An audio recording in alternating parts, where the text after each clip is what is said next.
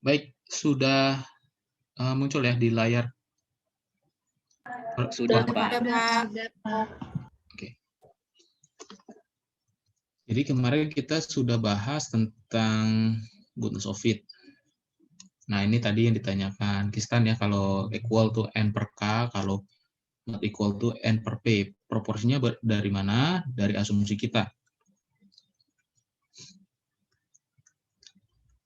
Oke, ini saya anggap sudah paham semuanya ya. Jadi kita lanjut ke materi selanjutnya, tabel kontingensi. Nah, tabel kontingensi di sini kita akan mencoba memahami tabel kontingensi, atau bisa juga kita pahami sebagai tabel frekuensi dua sisi, dua arah, two-way frequency table.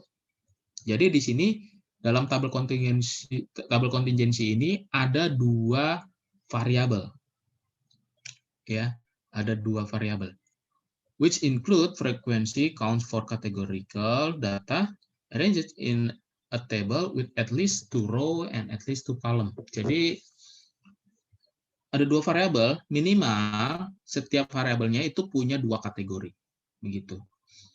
We present a method for testing the claim that row and column variable are independent of each other. Jadi di sini kita ingin menguji apakah variabel baris dengan variabel kolom itu independen atau tidak. Kalau independen itu berarti dia tidak punya hubungan gitu ya, atau tidak berkorelasi, kurang lebih gitu ya.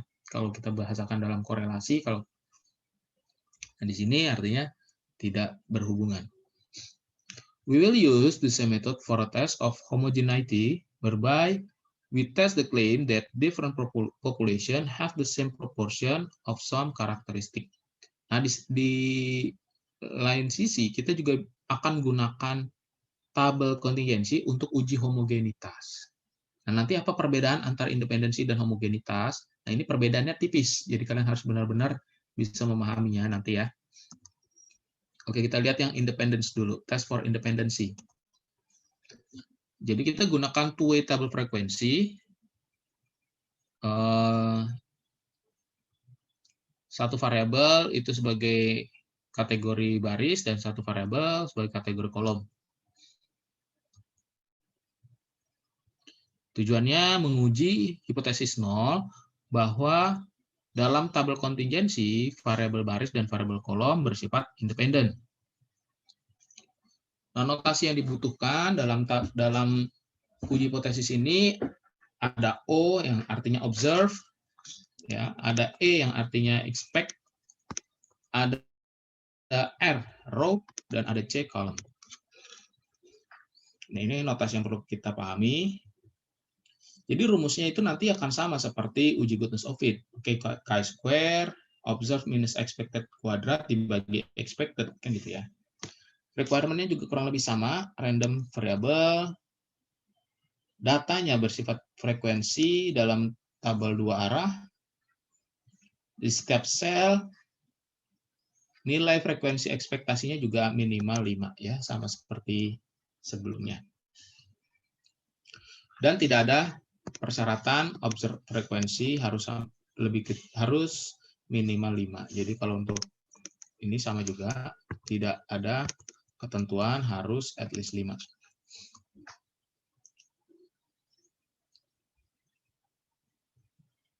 H0 H1-nya bunyinya seperti apa? Secara sederhana kalian bisa tuliskan seperti ini. Row and column variable are independent.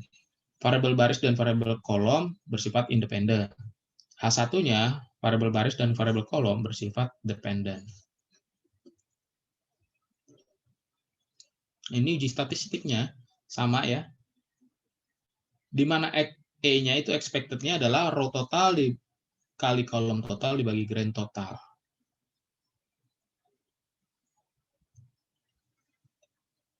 Kemudian untuk membandingkan dengan uji statistik kita butuh juga critical value. Nah, chi-square tabelnya itu bagaimana? Chi-square tabelnya kita bisa dapat dengan degree of freedom R-1 dikali C-1, begitu ya.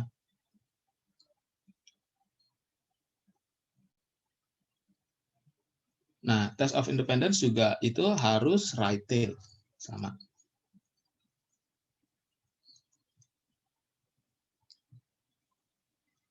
P-value are typically provided by computer software or a range of p-value can be found from table A4.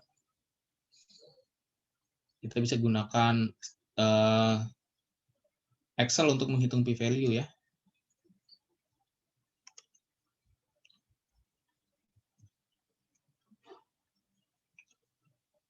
Tapi kita nggak bisa bergerak lebih jauh. Kita tidak bisa menginterpretasikan lebih jauh, dalam arti kita tidak bisa menginterpretasikan hubungan sebab akibat dari uji independensi, karena uji independensi hanya berkaitan dengan hubungan saja, relationship, terdapat hubungan atau tidak.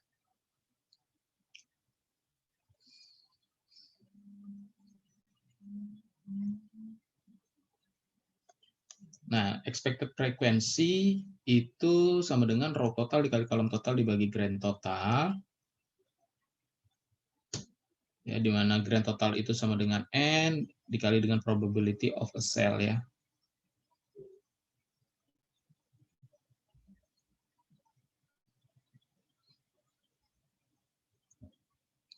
Nah, kita lihat saja langsung contoh soal.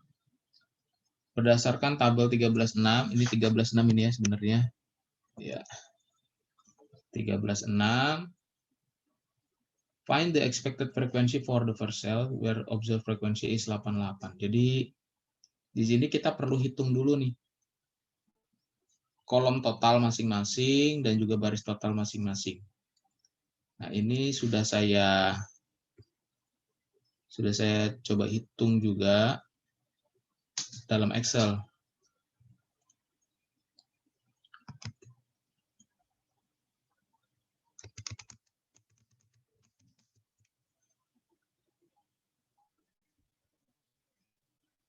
Ya ini ya contohnya.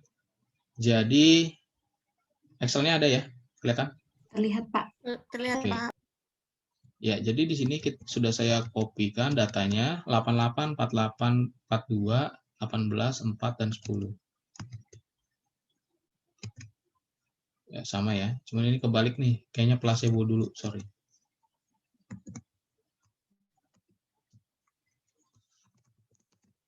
Datanya seperti itu. Maka kita harus hitung expected-nya. Expected-nya bagaimana? Jadi kalian bisa lihat di sini ini untuk observasinya. Ya. Kita hitung total masing-masing ya. Jadi di sini totalnya untuk row, ini total untuk kolom.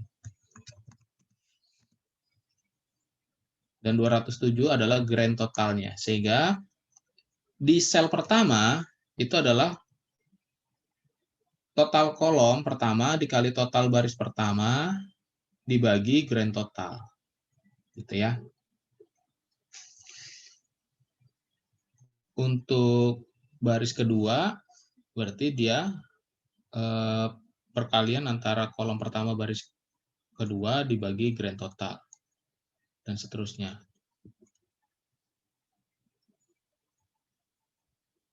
Itu ya. Yang bisa lihat ini, jadi kalian tinggal drag. Kalian bisa hitung rumusnya. Seperti ini. C5 dikali F3 dibagi F5. Kalian kasih tanda dolar seperti ini untuk mengunci gitu ya. Mengunci. Nah, dari expected yang sudah kita dapatkan, kita bisa hitung observed minus expected kuadrat dibagi E. Dibagi expected. Ini rumusnya. 88 kurangi 8,57 kuadrat dibagi 88,57. Hasilnya berapa? 0,003669. Nah, ini kita drag, kita dapatkan semua hasilnya. Kemudian kita summarize, kita dapatkan sigma dari observed minus expected kuadrat dibagi expected 2,92. Jadi ini uji tesnya sebesar ini, chi-square tesnya. Chi-square tabelnya berapa? Chi-square tabelnya kita bisa hitung menggunakan rumus chi-square inverse right tail. 0,05 dengan degree of freedom-nya 2. Kenapa degree of freedom-nya 2? Dapat dari mana nih?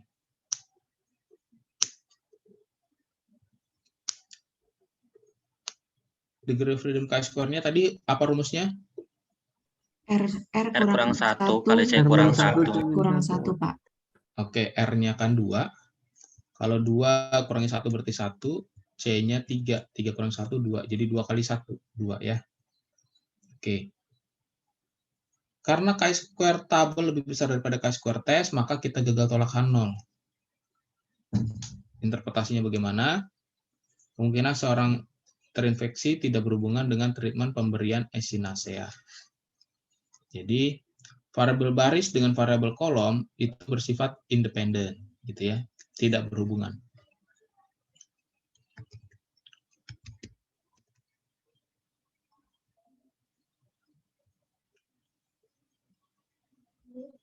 Bisa ya? Ada pertanyaan nggak di sini?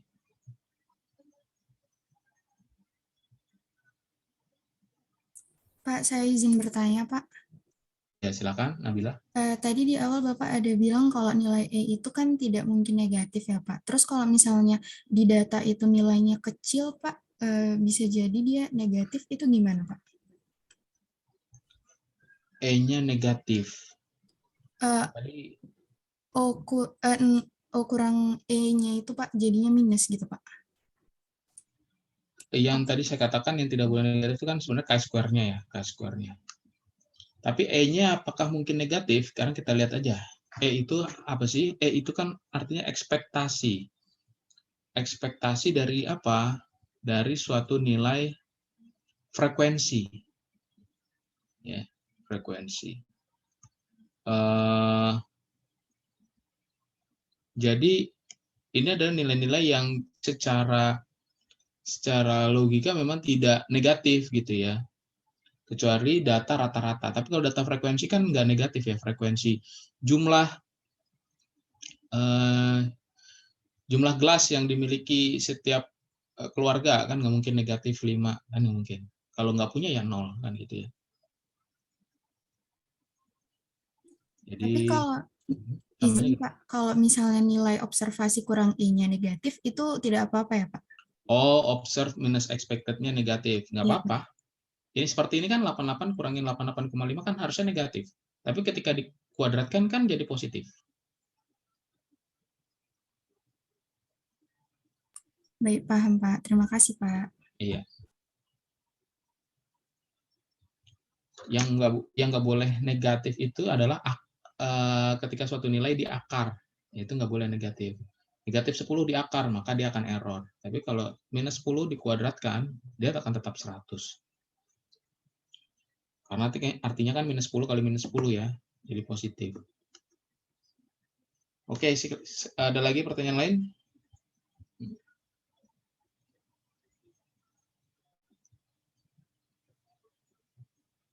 Tidak ada.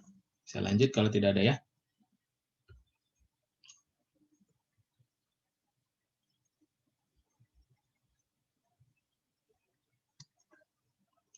Jadi uji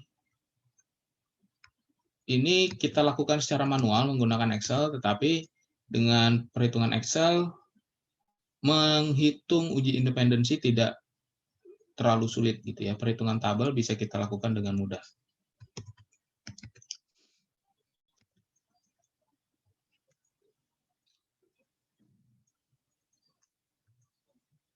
Kalau kita melihat kurva chi-square ya,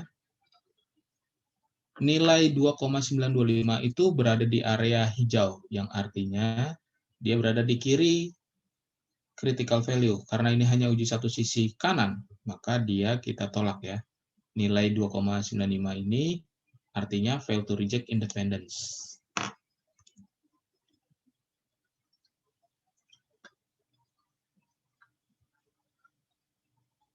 Karena tadi pemberian infection of treatment-nya, jadi kan di sini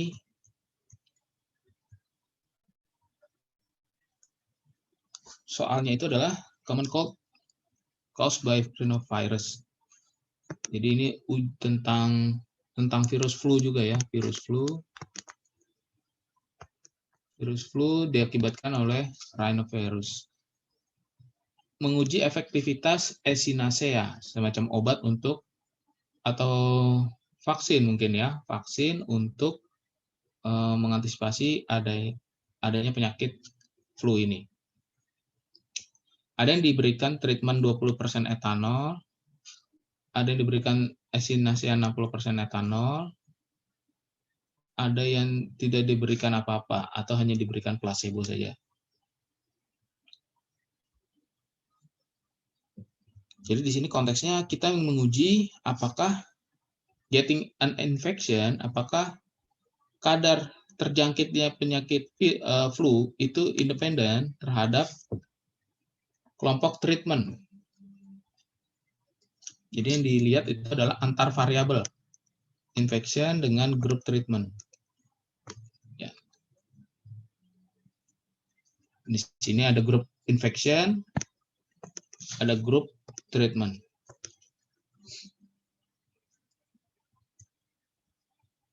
Kalau tidak berpengaruh, berarti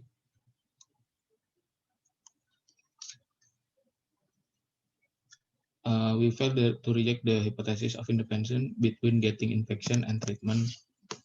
Artinya, echinacea tidak efektif untuk menjaga seseorang dari terkena penyakit flu.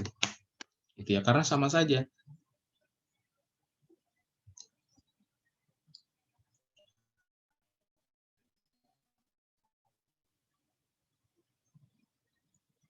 Yang kedua, uji homogenitas. Nah, tadi kan saya sudah sempat sampaikan kalau uji homogenitas dan independensi itu beda-beda tipis. Ya. Nah, di mana perbedaannya? Kita lihat dulu ya. Apa makna dari uji homogenitas? Jadi di sini kita menguji klaim bahwa proporsi yang berbeda, ya, populasi yang berbeda memiliki proporsi yang sama untuk suatu karakteristik.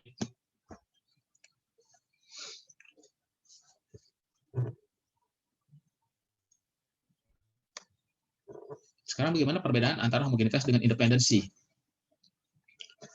Tentunya di sini yang bisa kita bedakan adalah apakah suatu ukuran sampel yang digunakan itu ditentukan terlebih dahulu atau tidak, ditentukan dari populasi yang berbeda atau tidak.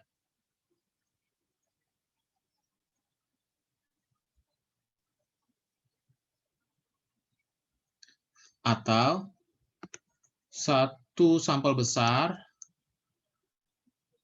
diambil sehingga jumlah total baris dan total kolomnya itu ditentukan secara acak.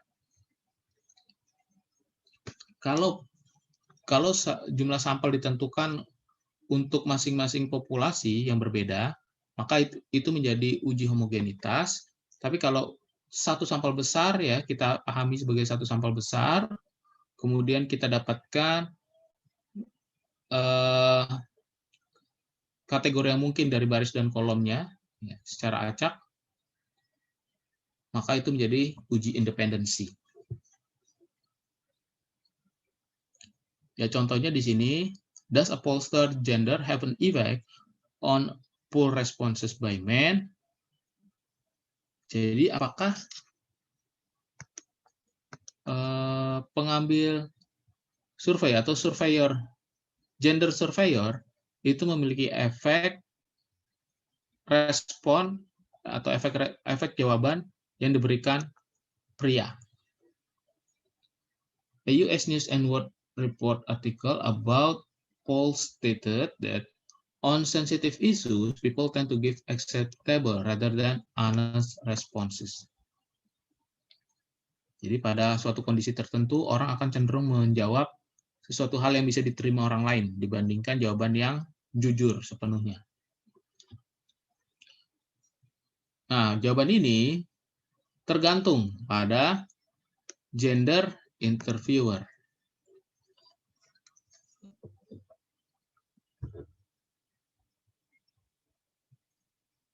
The data were provided for an Eagleton Institute poll in which surveyed men were asked if they agree with these statements. Jadi hal yang ditanyakan kepada para pria adalah aborsi adalah suatu hal yang private dan seharusnya aborsi menjadi kewenangan sepenuhnya para wanita untuk memutuskan tanpa perlu adanya intervensi pemerintah gitu. Nah, bagaimana jawaban para pria kan gitu ya. Nah, di sini yang bertanya adalah interviewer pria, kita definisikan berapa sampel yang harus diambil, interviewer wanita berapa responden yang harus diambil. We will analyze the effect of gender on male subject, survey subject only. Tabel 38 is based on responses of surveyed men. Assume that the survey was designed so that male interviewer were instructed to obtain 800 response. Jadi ini sudah dipilih ya.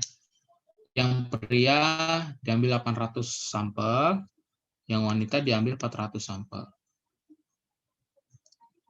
Menggunakan 0,05 significant level, ujilah klaim bahwa proporsi agree disagree, proporsi jawaban setuju tidak setuju, nilainya sama untuk responden yang diinterview oleh laki-laki dan responden yang diinterview oleh wanita.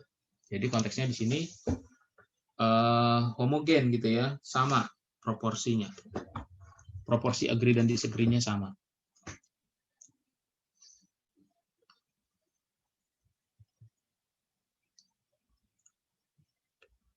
Bentuk tabelnya sama seperti yang tadi. Ada gender of interviewer dan agree disagree. Di sini tadi men-nya 800 ya.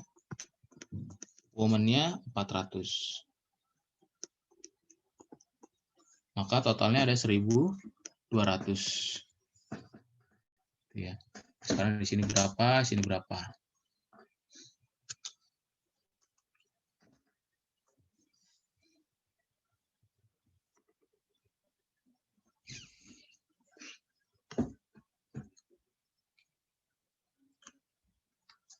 Untuk homogenitas, H0, H1-nya kalian bisa definisikan seperti ini. Proporsi, agree, disagree, nilainya sama besar untuk subjek yang diinterview oleh laki-laki dan juga perempuan. H1-nya proporsinya berbeda.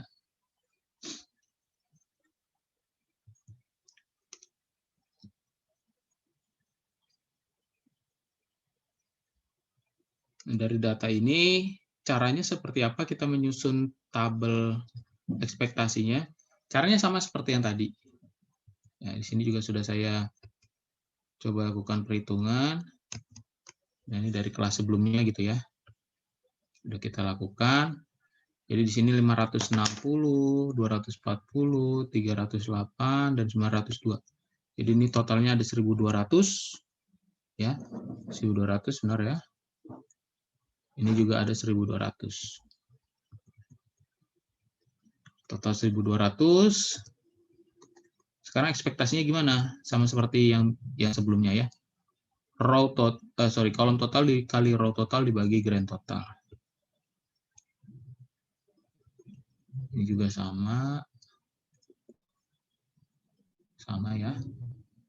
Nah, dari ekspektasi ini kita bisa hitung observed minus expected kuadrat dibagi E. Ini adalah hasilnya.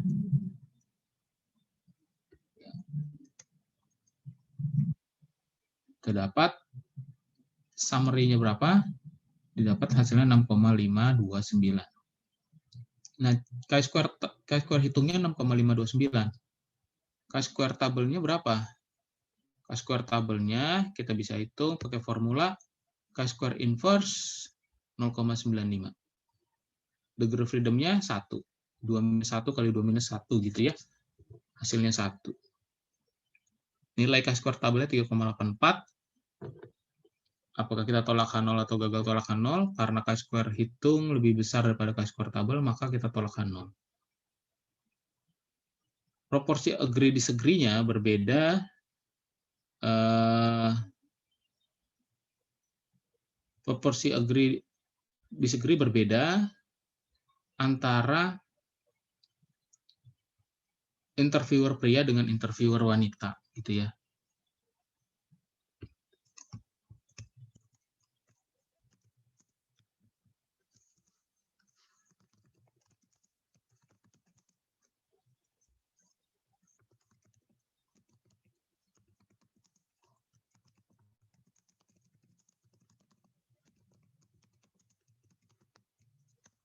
Ya.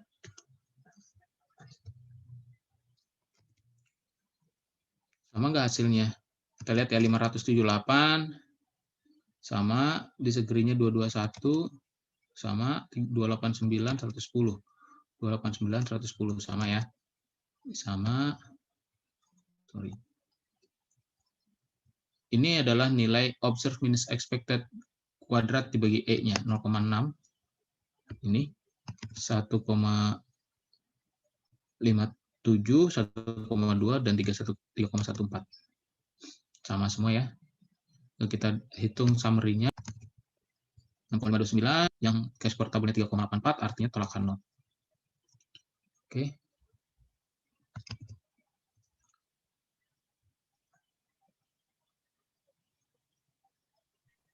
Sampai sini ada pertanyaan? Pak, izin bertanya. Iya, silakan. Kalau misal di soalnya itu proportion of agree or disagree-nya responses are not the same, itu nanti pengaruhnya itu di mana ya, Pak? Saya masih bingung, Pak. Proporsi agree disagree-nya tidak sama. Iya. Oke, jadi maksudnya gini. Karena ini kebetulan nggak sama ya, jadi artinya pria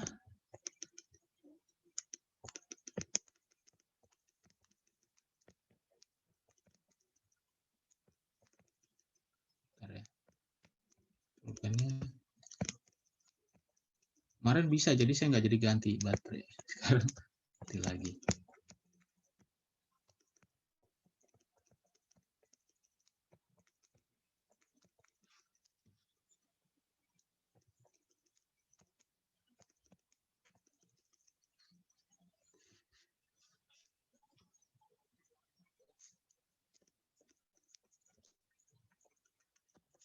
Jadi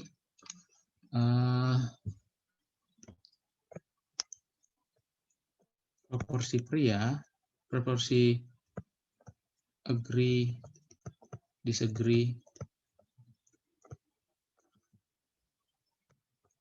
jawaban pria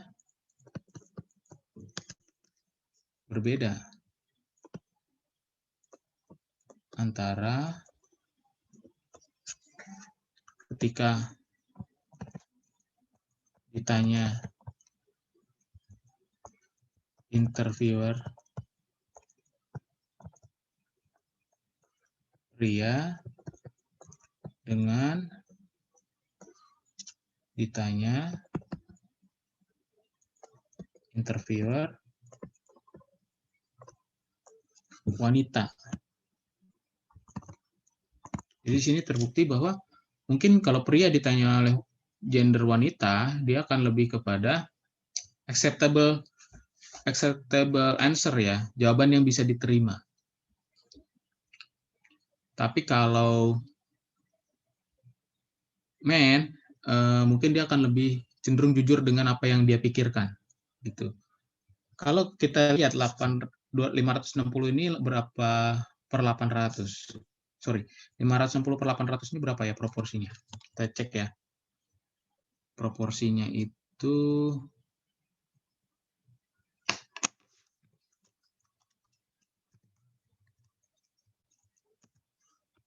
0,7 0,7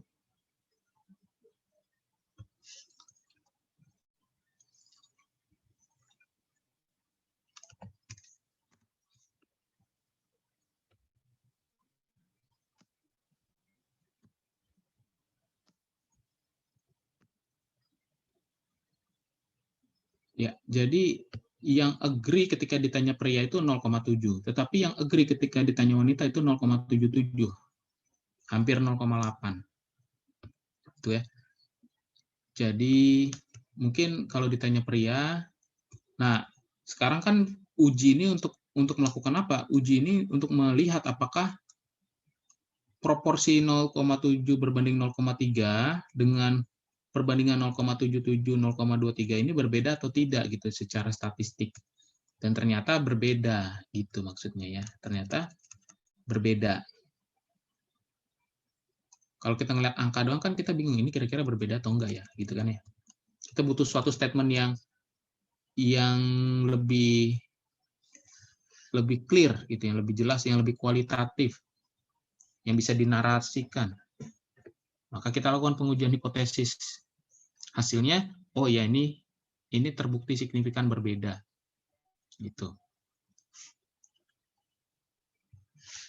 Jadi mungkin ketika ditanya pria, dia akan cenderung lebih jujur. Ada yang bilang, oh ya seharusnya memang ada intervensi pemerintah, gitu ya.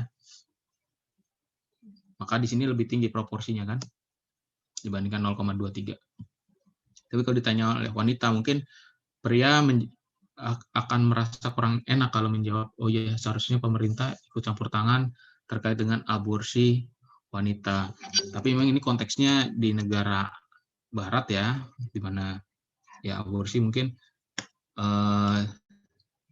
bisa lepas dari budaya dan juga keyakinan. Tetapi kalau kita kan punya budaya dan keyakinan yang mungkin lebih kental gitu ya, sehingga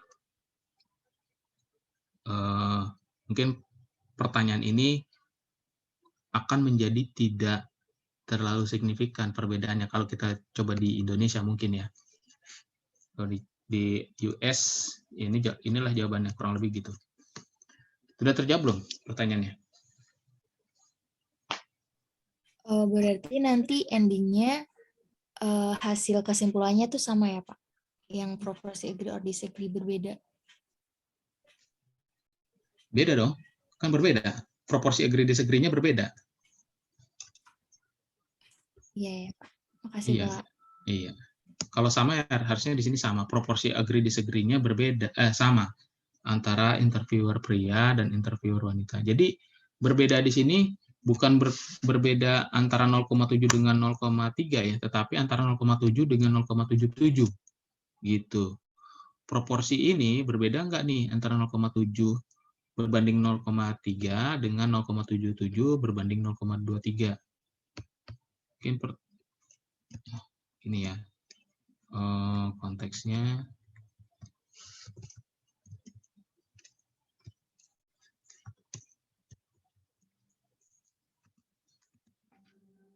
Jadi kalian pahami kalau proporsi itu kan berapa bagian gitu ya dari keseluruhan. Jadi yang kita bandingkan 0,7 itu beda nggak dengan 0,77 gitu ya. Kalau ini berbanding ini nggak kita bandingkan. Antara 0,7 dengan 0,3 itu tidak kita bandingkan. Gitu. Baik Pak, terima kasih. Ya. Pak izin bertanya Pak. Ya silakan. Tadi kan katanya Bapak yang homogenitas dengan independensi itu agak beda-beda tipis, sama tapi agak beda. Berarti untuk memastikan yang independen yang homogenitas itu mengukur proporsi ya Pak. Sedangkan kalau yang independen itu mengukur independen atau tidaknya atau bagaimana Pak? Iya. Bisa kita katakan seperti itu. Jadi fokus pada uji independensi itu adalah pada variabelnya. Jadi di sini kita punya variabel namanya treatment.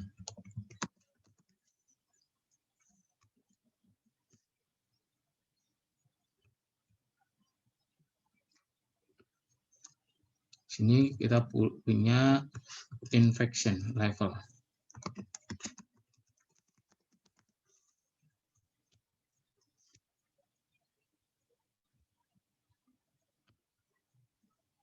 Ya. Jadi ada treatment dan infection level. Jadi yang kita bandingkan dalam uji independensi, apakah infection level itu berhubungan atau tidak dengan treatment, dengan group of treatment.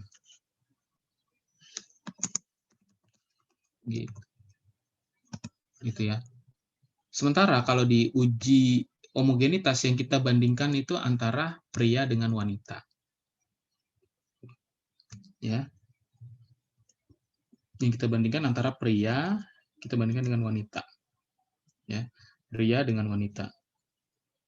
Jadi ini ada di dalam satu variabel yang kita bandingkan. Nah, kenapa kita bandingkan ini? Karena kan yang kita lihat proporsinya. Kalau kita sudah bicara di sini yang agree 0,7, pasti disagree-nya sudah ngikut ini, pasti 0,3 kan gitu. Jadi kita nggak membandingkan antara 0,7 dengan 0,3. Yang kita bandingkan itu apa? Pria dengan wanitanya. Oh, yang agree di pria itu 0,7. Sementara yang agree ketika ditanya wanita itu 0,77 loh proporsinya. Lebih besar. Nah, lebih besar itu signifikan atau enggak? Nah, diuji lah oleh statistik. Ternyata signifikan berbeda. Gitu.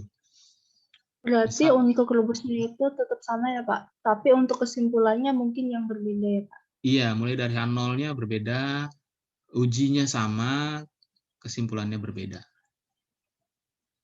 Baik Mbak, terima Ya. kasih Pak. Ya.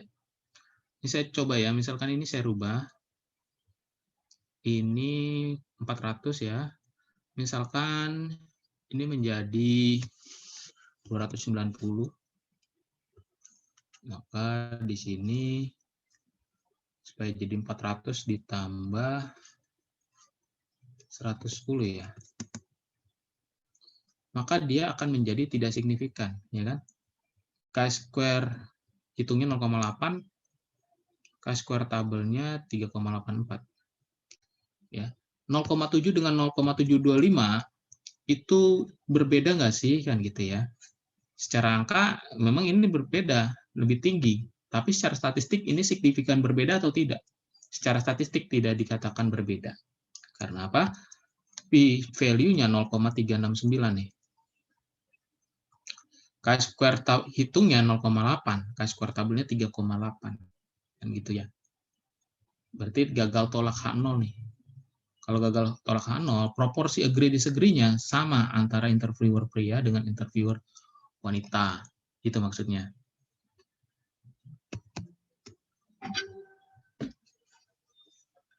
Baik, masih ada pertanyaan?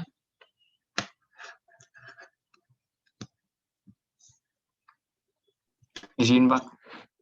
Ya, sip, silakan. Berarti kita nyari kesimpulannya dari hasil yang terakhir aja ya Pak, dari Chi-square-nya aja. Dari Chi-square C hitungnya itu maksudnya. Ini. Ya, kesimpulan yang terakhirnya itu berbeda atau samanya. Iya. Ya, memang yang kita pengujian hipotesis kan memang seperti itu kan. Yang kita lihat adalah perbandingan chi-square statistik hitung dibandingkan dengan statistik tabel. Dalam konteks chi-square berarti chi-square hitung dibandingkan dengan chi-square tabel. Gitu. Atau bisa juga melihat p-value-nya. Kalau p-value lebih kecil daripada alfa, sama tolakan 0 juga. Sama seperti biasa. Baik Pak, terima kasih. Iya.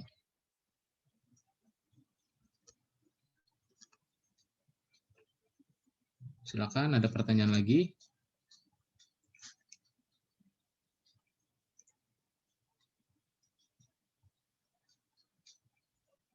Kalau tidak ada, saya lanjut lagi ya.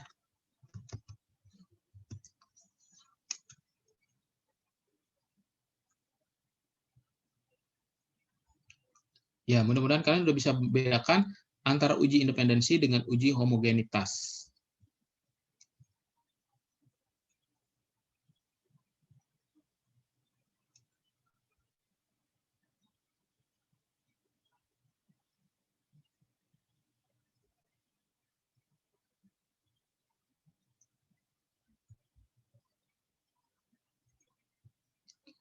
Ya, ini yang tadi saya sudah sempat singgung. Menguji hipotesis untuk tabel kontingensi 2 baris dan 2 kolom membutuhkan persyaratan bahwa expected frekuensi di setiap sel harus sama dengan 5. Nah, ini dibutuhkan untuk distribusi chi-square supaya suitable, cocok ya, dengan distribusi sesungguhnya dalam statistik uji.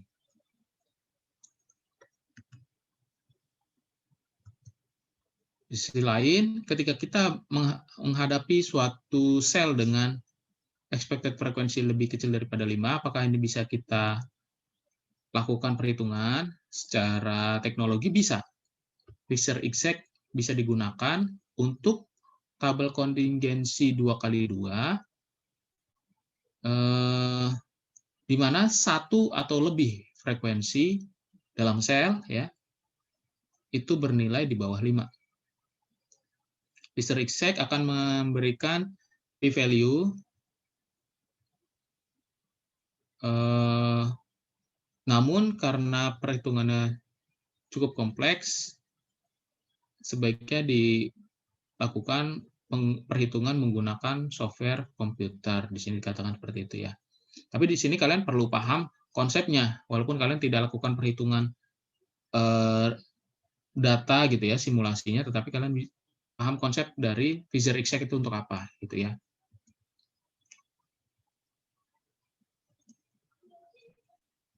Nah, selain Fisher exact ada lagi McNamar ya, McNamar test for match pair. Nah, McNamar ini pakai tabel kontingensi juga. Tetapi kalau tadi kita menggunakan tabel kontingensi dengan data-data yang bersifat independen, bukan uji independen ya, beda lagi ya, tapi datanya independen, kan ada data itu data independen, data berpasangan. Nah, di McNamar ini, tabel kontingensinya itu tabel kontingensi 2x2, di mana datanya itu data berpasangan.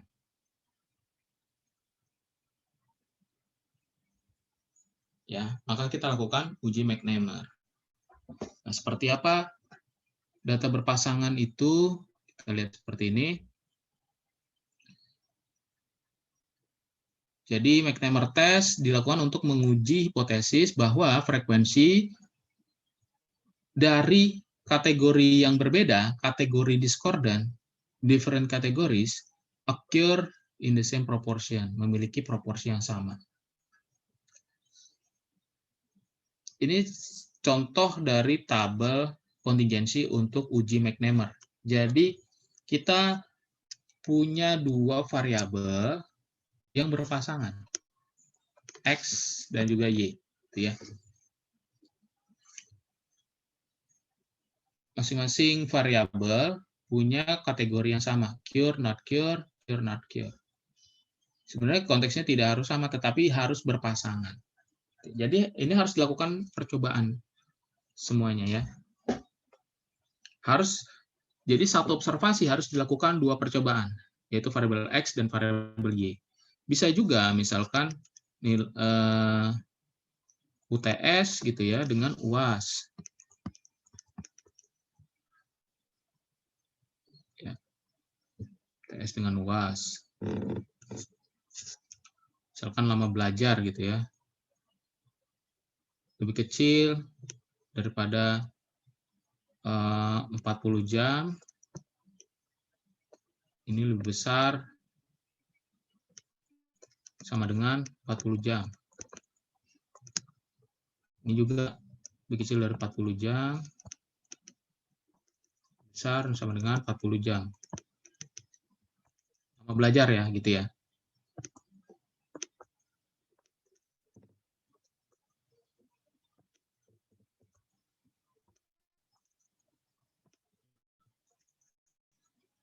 Nah, ini berapa nih? Ketika seseorang itu sebelum UTS belajarnya 40 jam.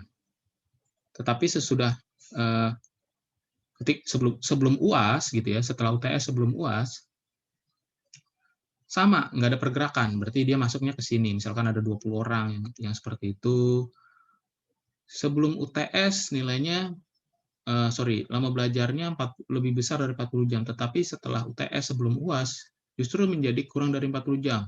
Nah, di situ ada misalkan 10 orang gitu ya. Yang sebelum UTS lebih kecil dari 40 jam, sebelum sesudah UTS, tapi sebelum UAS, meningkat lama belajarnya, misalkan di sini 40. Dan yang tetap di atas 40 jam, misalkan gitu ya, ini 30, misalkan seperti itu. Nah, ini adalah match pair.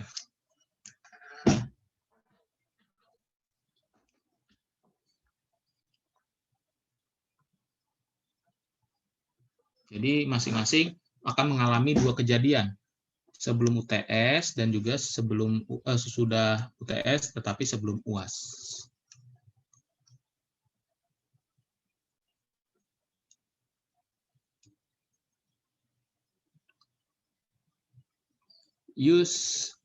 McNemar test uses frequency count from match pair of nominal data from two categories. Jadi McNemar itu selalu menggunakan tabel frekuensi kontingensi 2x2.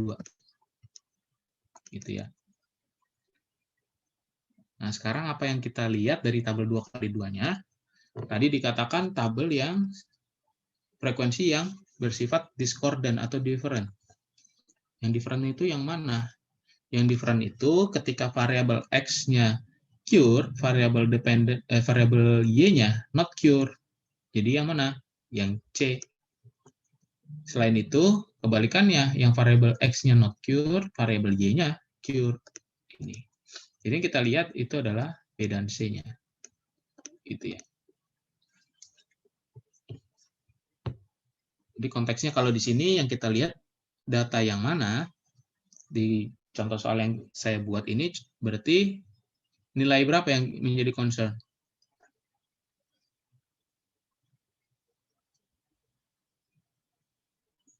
$20, 10, 40, atau 30? 10 dan 40 ya, Pak. 10 dan 40. Iya, jadi yang berbeda, yang mengalami perubahan ya. Itu yang menjadi concern dalam uji McNemar. Itu. Cuman hati-hati, jangan karena letak, kalian hafal letak gitu ya. Oh, pokoknya letaknya di kiri bawah sama kanan atas. Karena bisa jadi ini susunannya berubah. Kalau susunannya saya rubah seperti ini, maka yang perlu kalian concern adalah yang ini. Gitu ya.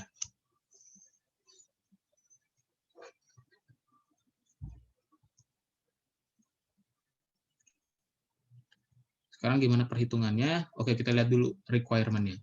Seperti biasa, berdistribusi acak, data terdiri dari data berpasangan. Data are nominal level. Ya. Each observation can be classified two ways. According to category, distinguish value with each match pair, and according to another category with two possible values. Jadi intinya terdiri dari dua kategori, klasifikasi atau kategori. Kemudian B plus C-nya harus lebih besar sama dengan 10. B dan C-nya harus lebih besar sama dengan 10.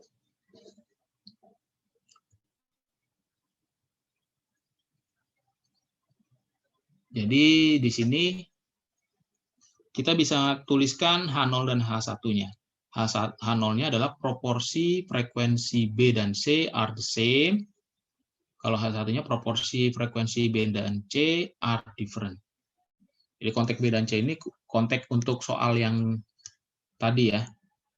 Kalau ketika kita rubah, maka susunannya tidak harus kiri, bawah, kanan, atas. Tapi yang different. Nah, kenapa itu menjadi concern? Karena itu yang digunakan dalam perhitungan chi-square untuk McNemar test. McNemar test itu chi-square-nya sama dengan B minus C minus 1 dikuadratkan dibagi B plus C. Itu ya. Nah, sekarang coba kita pakai ini untuk data yang saya pakai, yang saya contohkan. Nah, misalkan ini, kira-kira chi-square-nya berapa nih?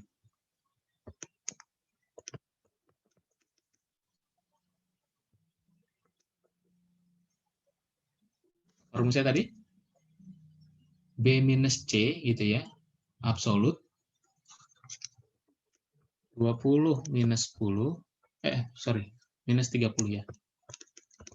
Absolut, karena diabsolutkan maka dia akan pasti positif ya. Minus 1 kuadrat dibagi 20 plus 30. Benar nggak? Rumusnya seperti itu ya. Iya, Pak. 9 kuadrat berarti 81 per 50. Nah, seperti ini. Jadi hasilnya 1,60. Iya, 1,62. Udah dapat tuh chi-square-nya. Cepat kan? Nah, chi-square hitung dapat, tinggal dicari chi-square tabel. Chi-square tabel berapa? Dapat deh tolak atau gagal tolakan 0. Itu kalau pakai tabel yang saya contohkan. Kalau pakai tabel yang ada di contoh PPT, kita lihat ya.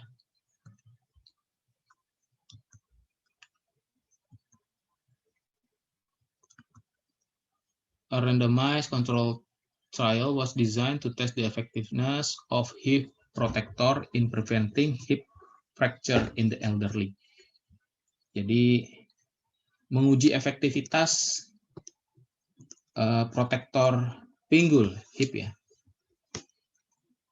in preventing hip fracture, adanya pergeseran tulang pinggul pada orang tua. Jadi nursing home resident each wore protection on one hip but not the other. Jadi di sini salah satu pinggul diberikan protektor, yang satu lagi enggak gitu ya.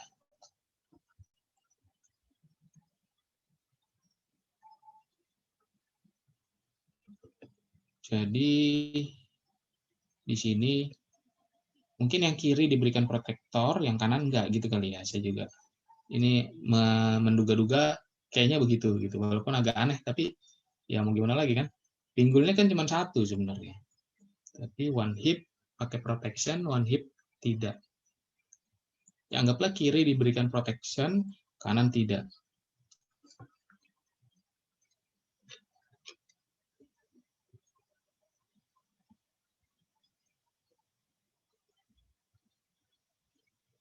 Oke, kalau ada soal seperti ini, kira-kira bagaimana bentuk tabel kontingensinya? Variabelnya apa nih?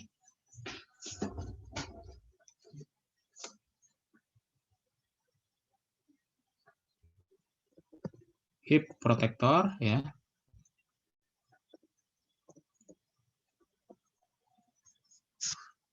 Dan no hip protector. Nah, yang hip protector itu kan ada dua kemungkinan yang terjadi. Fracture atau no fracture. Itu kan?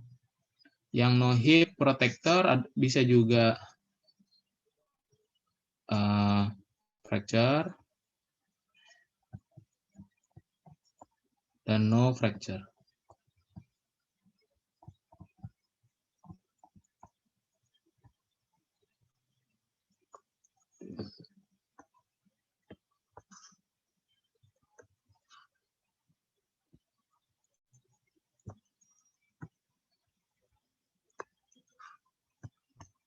Jadi ini untuk variabel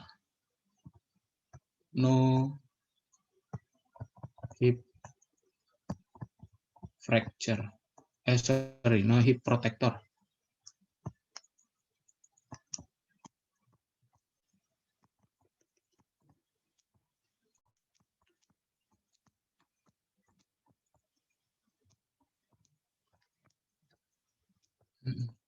Habis.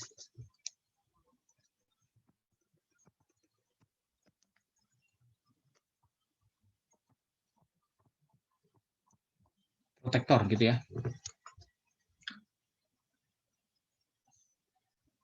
Jadi bentuknya seperti ini.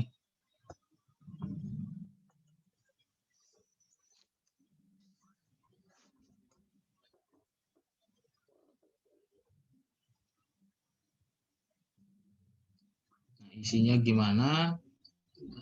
Sebenarnya tabelnya ada di belakang justru ya. Ini langsung sebutkan hasilnya. Sebenarnya tabelnya ada di sini. Di belakang ini. Cuman dia rubah. Nah, kalau gitu mana yang kita lihat di sini?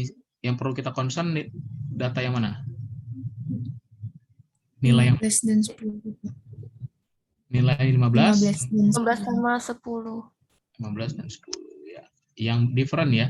Di sini hip, di sini no hip. Di sini no hip, di sini hip. Oke.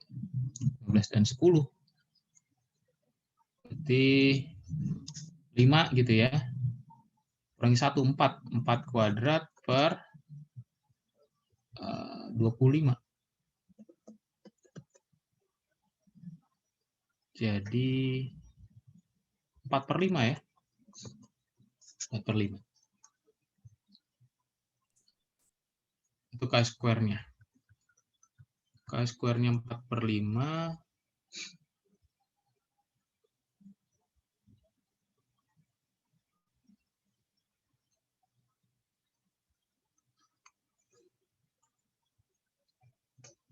Empat per 5 itu emangnya 0,64 ya? Iya, Pak.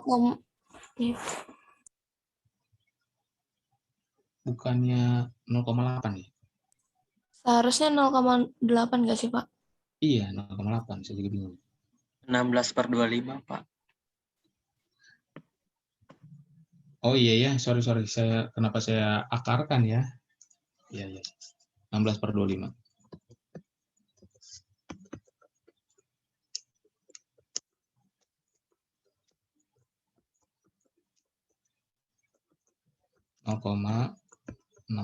Ya.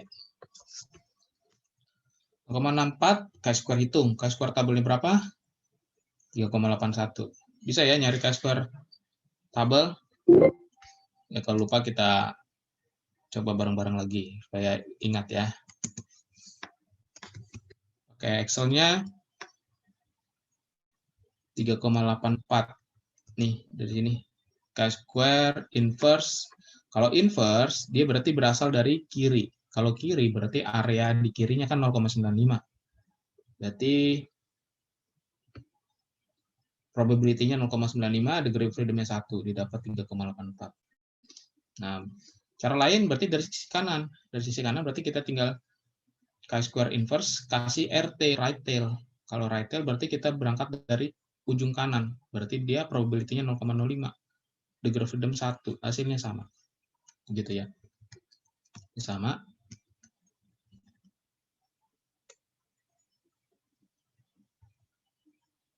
Ini soal yang berbeda ya. Untung Chi-square-nya sama ya.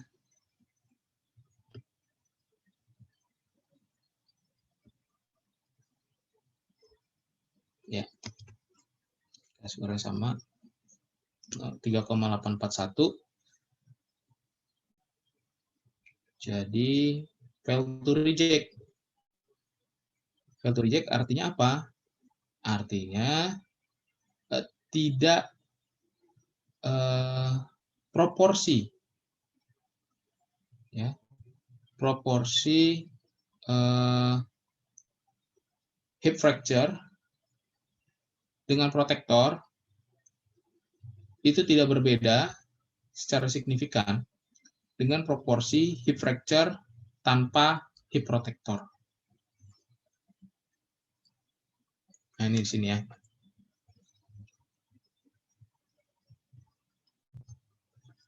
Proporsi hip fracture dengan penggunaan protektor tidak berbeda signifikan dari proporsi hip fracture tanpa protektor, tanpa pengaman.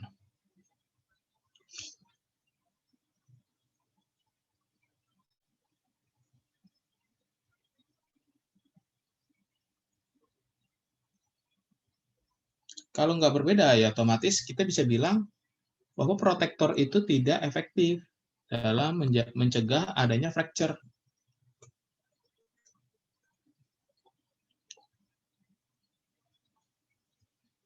Gitu ya.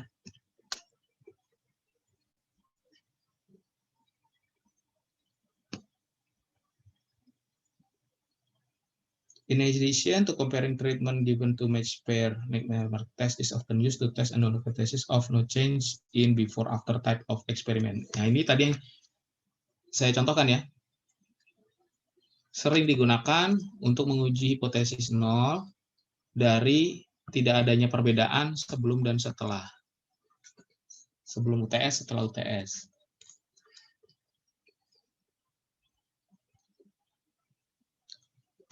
Ya, sampai sini ada hal yang mau ditanyakan terkait materi barusan?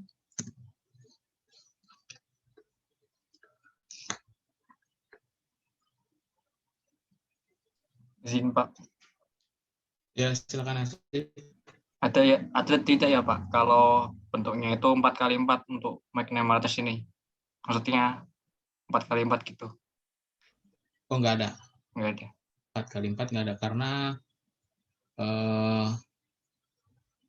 mungkin kita bisa lakukan uji independensi saja ya.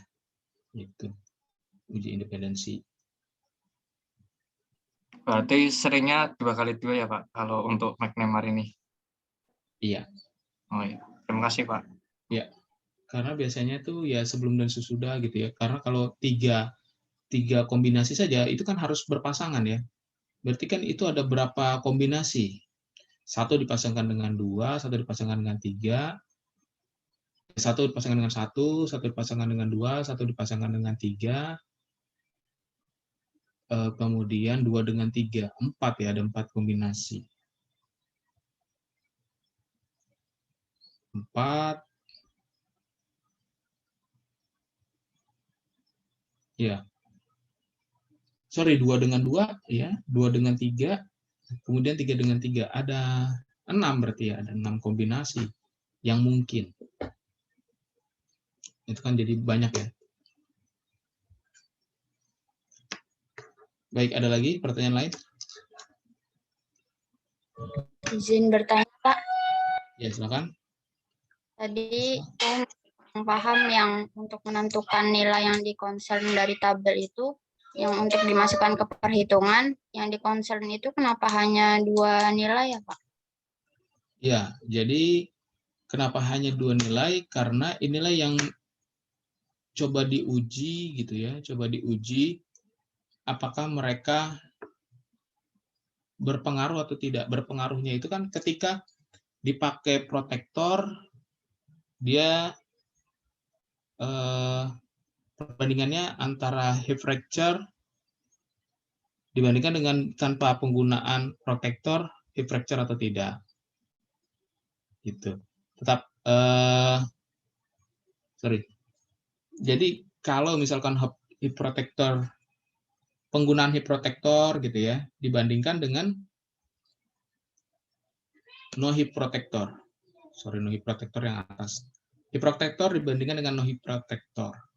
Tentunya kita bandingkan adalah kalau signifikan kan harusnya hasilnya berbeda kan gitu ya. Yang hip harusnya fracture-nya terjadi fracture, tidak terjadi fracture, di no hip seharusnya terjadi fracture kan gitu ya. Atau kebalikannya, jangan-jangan justru memberi efek negatif. Yaitu ketika diberi hip protector dia fracture, tidak diberi hip protector tidak fracture gitu. Jadi hanya ini yang kita lihat. Sementara kalau no hip tetap hip, sementara diberi hip tetap hip fracture, maka ini menjadi tidak concern gitu ya, tidak diperhatikan. Atau no hip itu tetap itu menjadi tidak concern juga. Jadi kita di sini ingin menguji apakah ada perbedaan kan gitu ya, perbedaan efek. Maka kita lihat different atau discordant kategori tadi. Gitu ya penjelasan sense-nya ya, kurang lebih. Baik, terima kasih, Pak. Ya.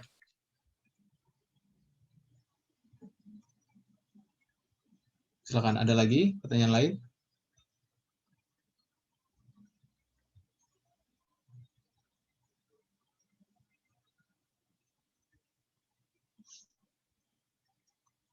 Tidak ada? Oke. Saya sambil isi presensi sebentar ya.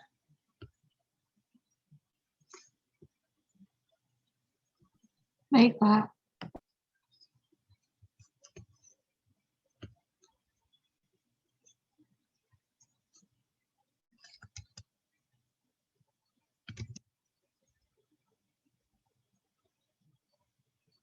Kalian mungkin bisa isi presensi juga. Baik, Pak. Sudah, Pak.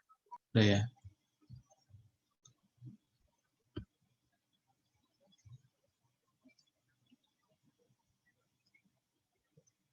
Kalau angkatan kalian itu apakah memang berencana mengadakan kegiatan semacam tambahan materi terkait dengan ekonometrik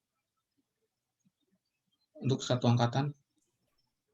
Belum ada sih Pak beritanya Pak. Belum ada ya. Tapi apakah mengharapkan atau tidak sebenarnya? Atau tidak? Kalian memerlukan atau tidak sebenarnya? Sangat Memerlukan. memerlukan, Pak. Konsel dengan waktu kalian kan mungkin kalian juga sudah cukup banyak materi yang kalian dapatkan dari video selama pengajaran, dosen, soal-soal di buku itu. Apakah masih dibutuhkan semacam tambahan penjelasan dari untuk satu angkatan seperti itu? Masih sangat membutuhkan sih Pak. Lebih berharap kalau misal ada kisi-kisi sih Pak. Mungkin lebih ke langsung bahas soalnya aja kali ya, Pak, daripada review materi itu kan udah ujian juga. Iya Pak.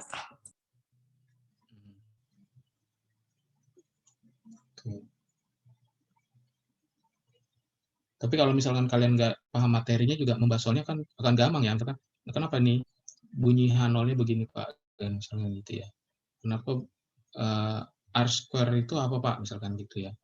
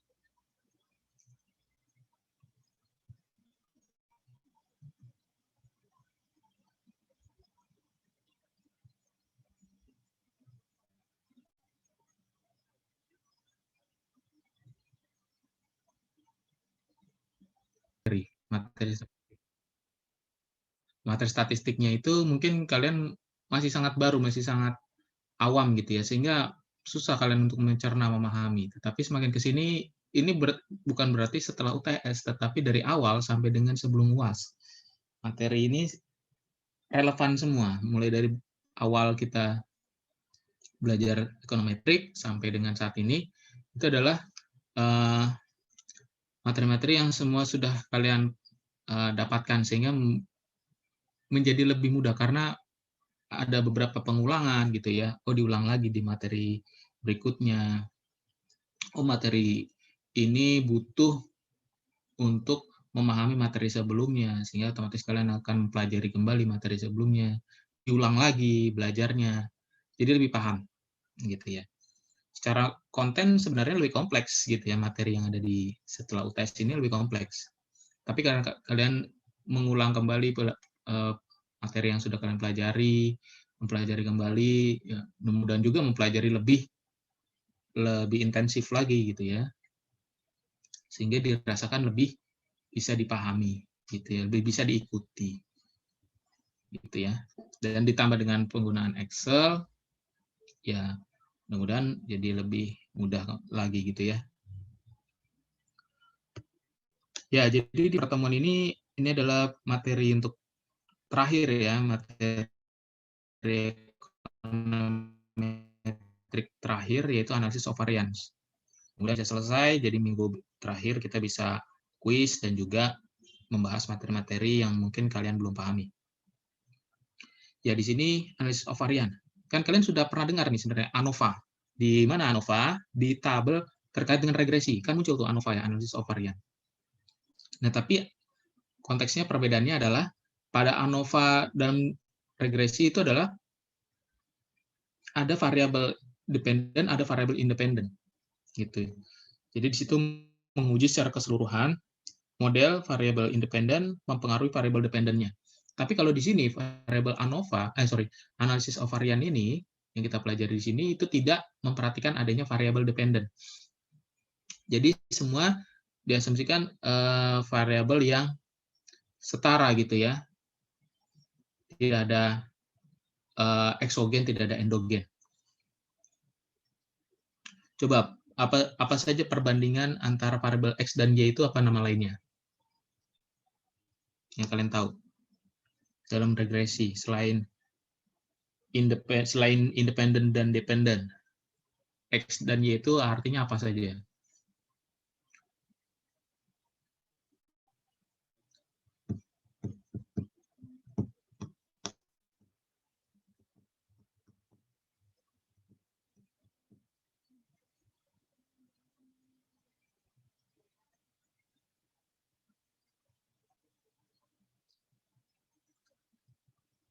Ada yang tahu? Banyak ya? Regressor regression, Pak. Apa?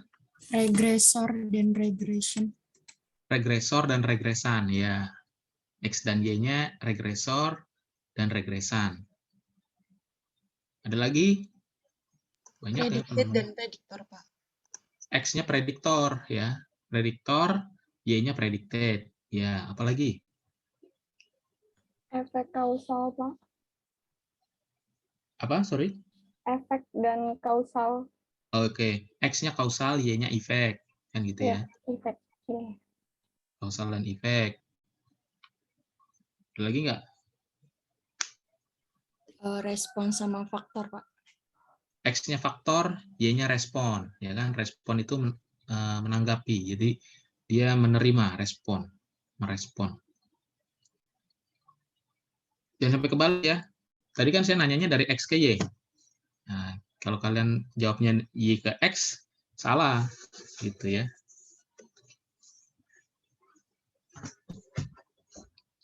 Variabel eksogen dan variabel endogen. Eksogen itu variabel bebas, endogen itu variabel terikat. Dan gitu ya. Y-nya itu variabel terikat. Nah, itu ada banyak nama-namanya gitu ya. Itu bisa dipelajari. Nah, di sini kita mempelajari ANOVA di mana variabelnya itu tidak dihubungkan dengan variabel eksogen atau endogennya. Jadi semua variabel bebas gitu ya. Tapi di sini analisis varian adalah metode untuk menguji hipotesis bahwa 3 atau lebih populasi dianggap sama. Jadi kita sudah belajar tentang uji hipotesis 2 rata-rata. Kita belajar hipotesis rata-rata, kita belajar hipotesis 2 rata-rata. Nah, di sini kita belajar ANOVA. Ketika populasinya lebih dari 2 atau 3 ke atas gitu ya. Nah, ini salah satu solusi kalau variabelnya lebih dari 2.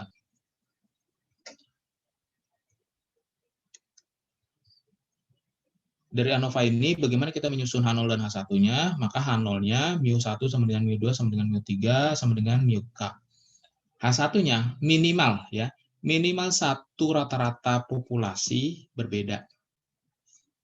Jadi bisa hanya 1 saja yang berbeda, sementara variabel lain memiliki rata-rata yang sama. Atau 2 yang berbeda, sementara yang lain sama. Atau semuanya berbeda, itu semua masuk H1 gitu ya. Nah, ANOVA ini menggunakan distribusi F, di mana distribusi F itu tidak simetrik, skewed to the right, nilainya tidak mungkin negatif,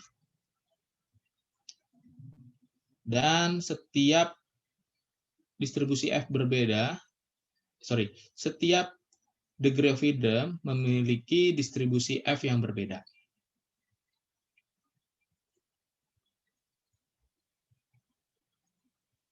Jadi perbedaannya kalau chi-square itu degree of freedom-nya berapa ya? N-1 ya. Kalau F itu punya 2 degree of freedom, numerator dan denominator, begitu ya. Jadi itu membedakan chi-square dengan distribusi F. Bentuknya sebenarnya sama gitu ya. Nah, yang kita pelajari di sini hanya one way ANOVA. Jadi kita tidak mempelajari two way ANOVA. Kita hanya mempelajari one way ANOVA. Jadi ingin menganalisis apakah variabel-variabel atau kategori-kategori dari satu yang terdiri dari satu faktor gitu ya. Apakah kategori-kategori yang berada dalam suatu faktor itu berbeda atau tidak rata-ratanya gitu ya.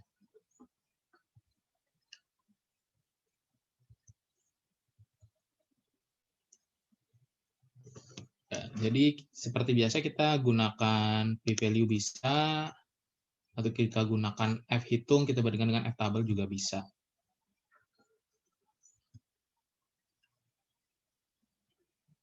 Kalau small p-value artinya apa? Small p-value itu kan artinya tolakan 0. Kalau tolakan 0 artinya rata-ratanya sama atau ada yang berbeda? Ada yang berbeda, Pak. Ada yang berbeda, ya benar. Jadi ada yang berbeda. Berarti kebalikannya kalau p-value-nya besar, kita fail to reject H0, artinya rata-rata untuk seluruh populasi sama atau merata.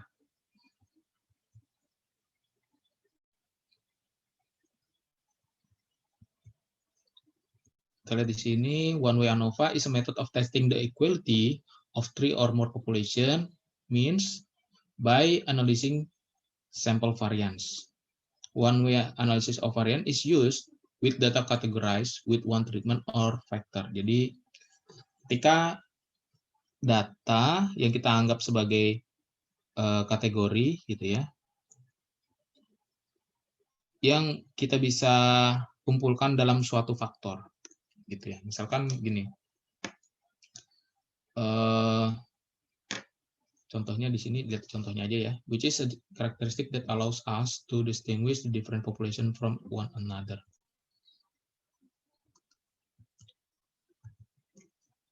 Kita lihat dulu requirement-nya. Requirement-nya populasi berdistribusi normal seperti biasa.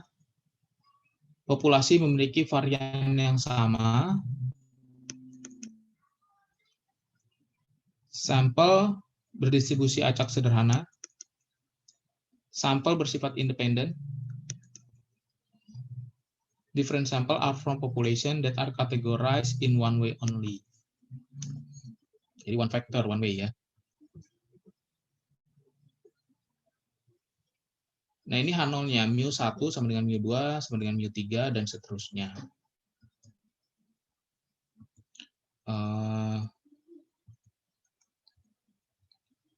Kalau p-value lebih kecil daripada alpha, reject H0. If value lebih besar daripada alpha, fail to reject H0.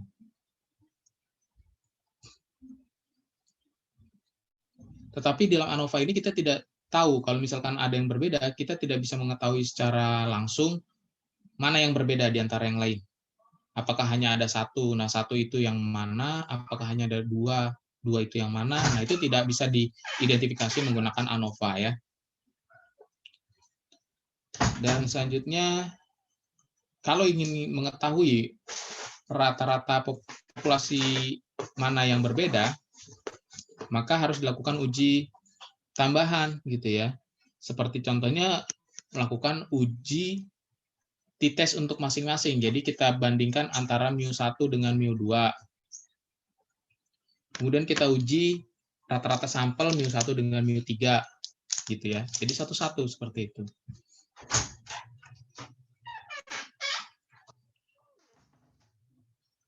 Nah, ini contohnya. Tapi saya nggak bisa copy ini karena ini bentuknya picture ya. Picture. Saya coba ambil data yang ada di buku. Coba kalian buka buku Triola ini. Buka buku Triola.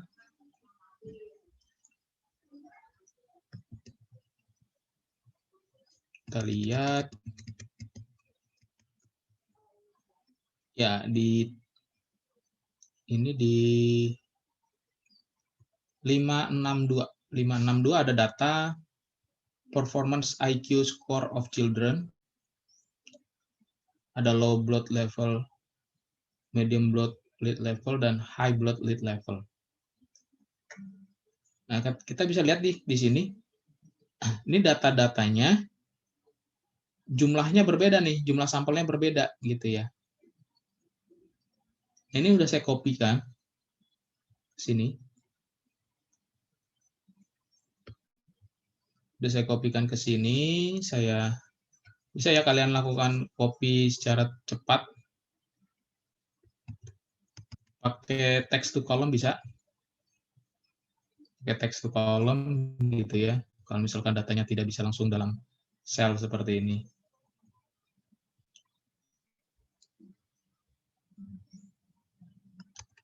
Jadi ini saya copy, kemudian saya susun menjadi seperti ini.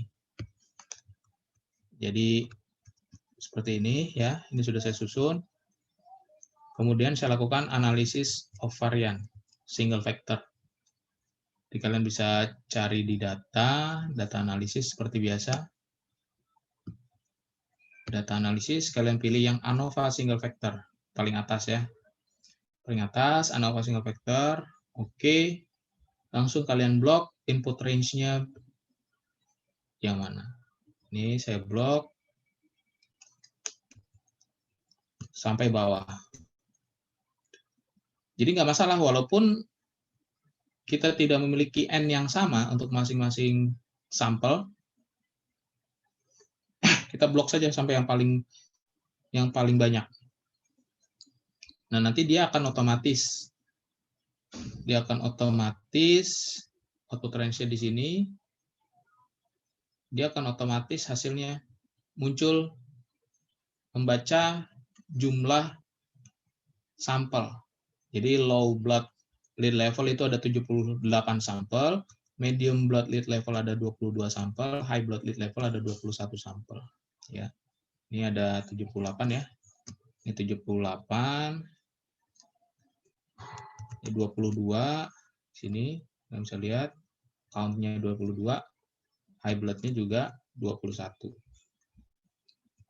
Ini sudah terhitung otomatis sama dia. Summary-nya sudah terhitung, average-nya sudah terhitung, variance-nya sudah terhitung. Kemudian dari ANOVA ini kita bisa dapat nilai F-nya nih 4,03.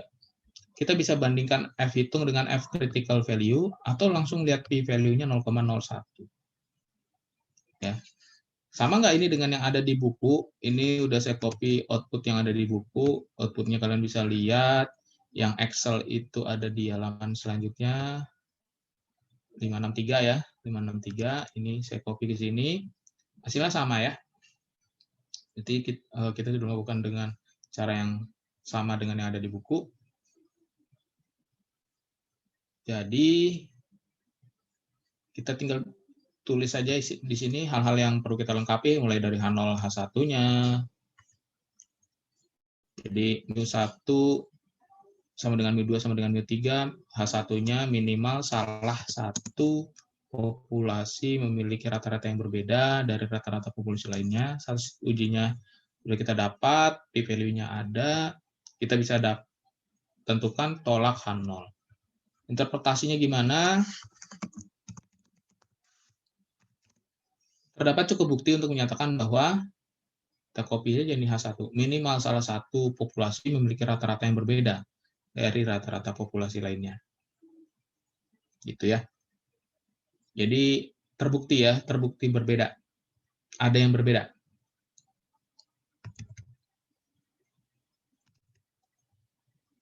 Seperti itu.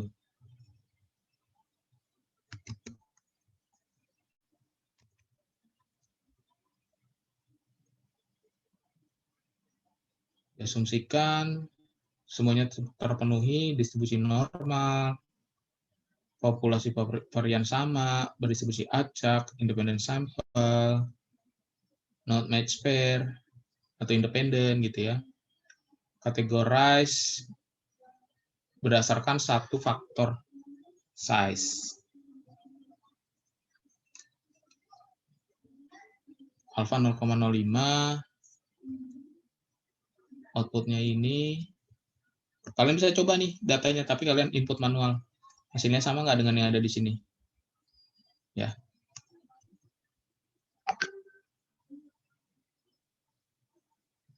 Di sini kita lihat p-value-nya 0,028. Artinya ini signifikan atau tidak?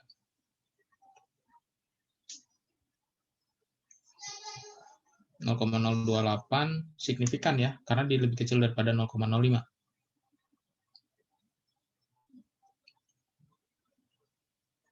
Ini kurang nih, kurang 0,028.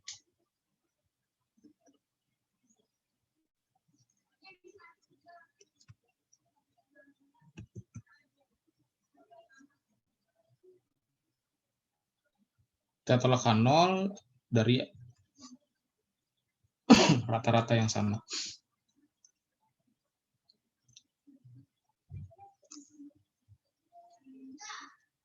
Based on the sample of measurement list in tabel 14.1, we conclude that those values come from population having mean that are not all the same.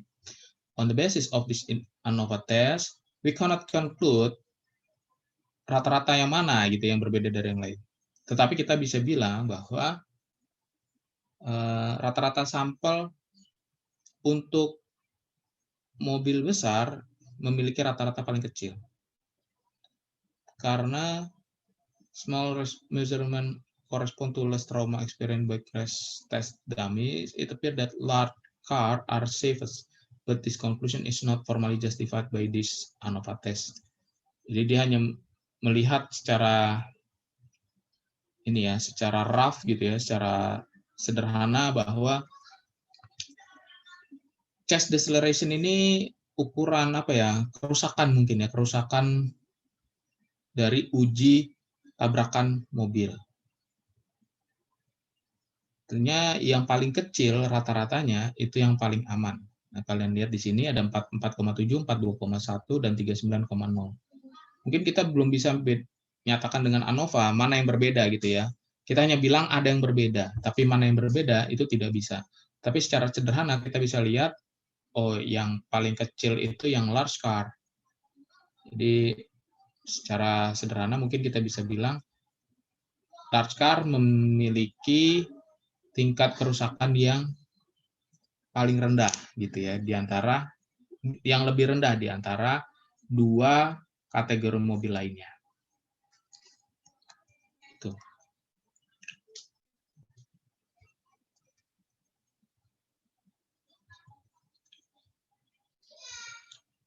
Nah, large sum value of test statistic result in smaller p-value, so the ANOVA test is right tail. Jadi ini selalu right tail juga ya, selalu right tail juga.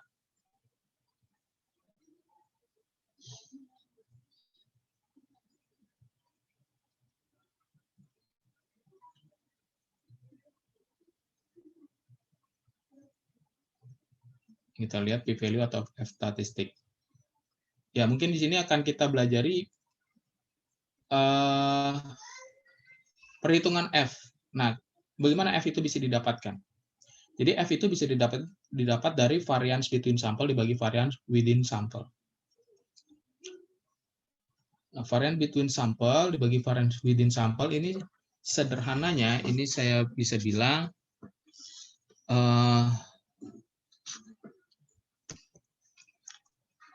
Ini artinya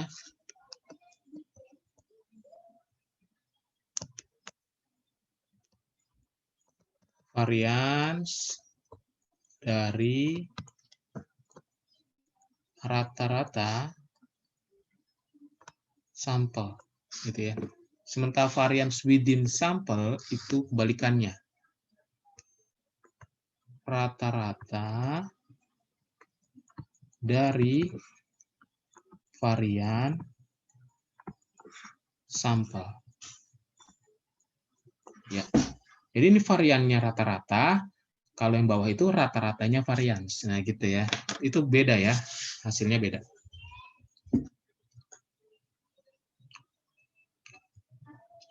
Between artinya varians rata-rata. Within artinya rata-rata varians.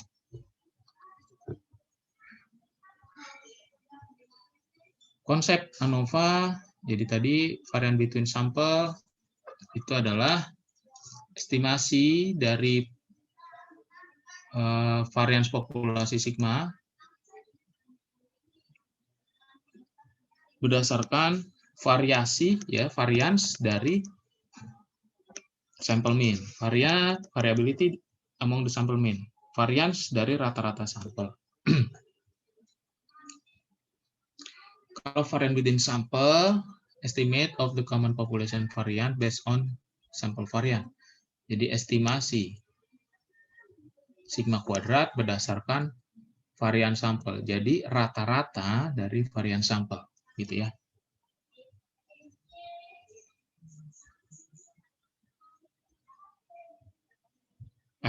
F-test yang besar artinya p-value yang kecil, artinya tolak H0, gitu ya. Nah, jika kita menggunakan jumlah sampel yang sama, maka variance between sample bisa kita hitung secara formulanya seperti ini. N dikali S kuadrat X. Di mana S kuadrat X adalah variance dari rata-rata sampel. Nah, ini yang tadi saya bilang, konteksnya between sample itu variance dari rata-rata sampel. Cuma kita kalikan N ya, kita kalikan N. Sementara variance within sample itu adalah full variance atau rata-rata dari variance sampel. S kuadrat P. Di sini ada simulasi bagaimana kita bisa membuktikan uji ANOVA ini. Jadi ada sampel pertama, sampel ketiga. Ada 4 N masing-masing ya. Ini sama banyaknya. Jadi yang pertama kita hitung dulu varians dari rata-rata sampel. Jadi ada 55, 6,0, dan 6,0. Kita hitung variansnya. Variansnya didapat 0,0833. Nah, kita kalikan N yang sama dengan 4, hasilnya seperti ini. Ini adalah varian between sample. Nah, kalau varian within sample itu kan adalah varians dari rata-ratanya. Rata-rata dari variansnya. Jadi 3 tambah 2 tambah 2, ya, varian 1, varian 2, varian 3, dibagi 3. Hasilnya ini. Sehingga F hitungnya 0,14, P-value-nya besar. Tidak signifikan. Nah, sekarang coba ditambahkan 10. Coba ditambahkan 10. Untuk sampel pertama saja. Jadi 7, dari 7 jadi 17, dari 13, dari 3 jadi 13, dan seterusnya. Sekarang kita hitung lagi S kuadrat X-nya, varians dari rata-ratanya, ya, X1, X2, X3, dihitung variansnya, didapat variansnya 30,08. Sehingga NS kuadrat X bar jadi 120. S kuadrat poolnya tetap, ya, karena rata-ratanya tetap. Variansnya tetap, maka F hitungnya menjadi 51, yang artinya p-value-nya sangat kecil.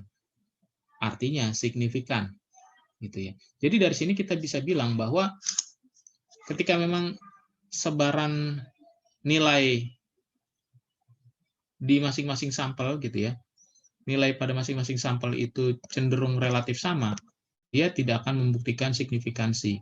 Tetapi ketika di sini nilainya di atas 10, sementara sampel 2 dan sampel 3 itu nilainya di bawah 10, ini akan ditunjukkan dalam uji F ANOVA yang signifikan, terdapat perbedaan, gitu ya.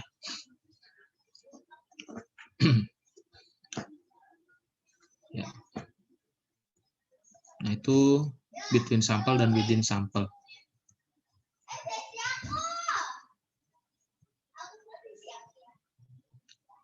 Critical value of test tadi ya, right tail. Degree of freedom-nya K-1. Jadi ketika N-nya itu tadi ada 4, maka K-nya ada 3 gitu ya kategorinya ya. Maka numeratornya K-1, denominatornya K kali N-1. Nah, kalau unequal itu seperti apa? Nah, kalau unequal, rumusnya seperti ini. Jadi masing-masing sampel dihitung. Ya, masing-masing sampel dihitung.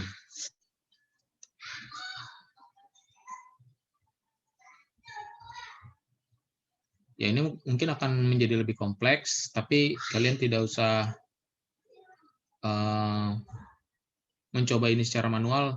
Kalian langsung blok saja menggunakan Excel, kalian sudah bisa dapatkan nilai F hitung, gitu ya. Nah, ini hanya sekedar memahami konsep bagaimana F hitung itu bisa didapatkan. Selanjutnya dari ujian ANOVA kita dapatkan suatu nilai SS, sum square of error. Sorry, sum square ya. Kalau SS total berarti sum square of total. Sum square of total. Ada SS treatment yang artinya sum square of treatment, atau sum square of vector, atau sum square between group, atau sum square ya. Sum square of sample.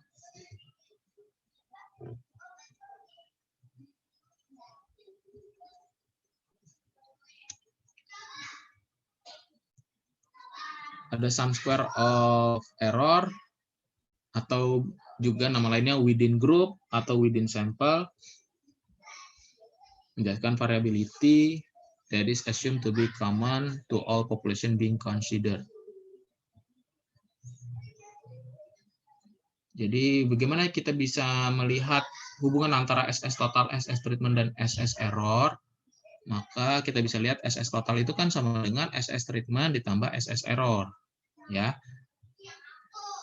Nah, dari SS treatment dan SS error, kita bisa dapatkan MS treatment dan MS error. MS treatment dan MS error. Nah, MS treatment itu sebenarnya secara sederhana SS dibagi degree of freedom-nya, kan gitu ya. SS dibagi degree of freedom-nya. Kalau treatment berarti SS treatment dibagi K-1. Kalau MS error berarti SS error dibagi N-K.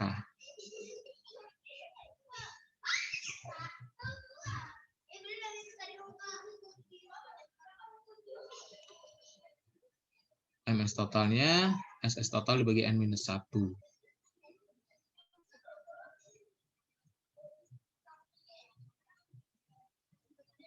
Ini sudah kalian bisa dapatkan semuanya di Excel ya.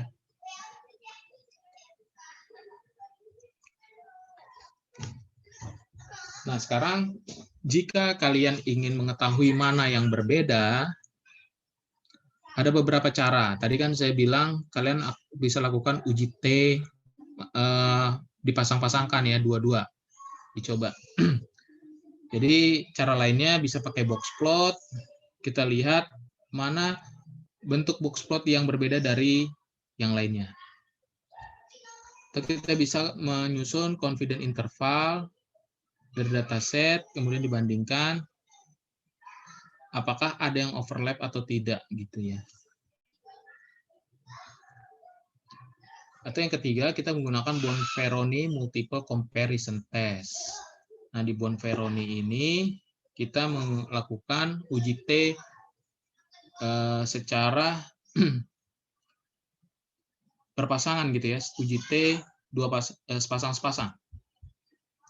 Do a separate t-test for each pair of sample, but make the adjustment described in the following step. Jadi kita menggunakan nilai MS error. Nilai MS error. Ini MS error itu yang mana? Yang tadi ada di Excel ya. Jadi kita pakai data yang ada di PPT ini aja. Saya copy dulu ya.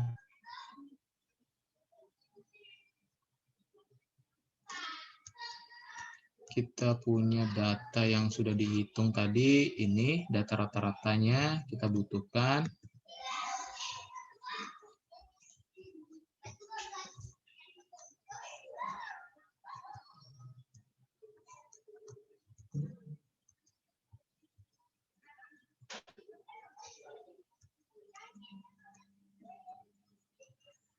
Kita taruh di sini.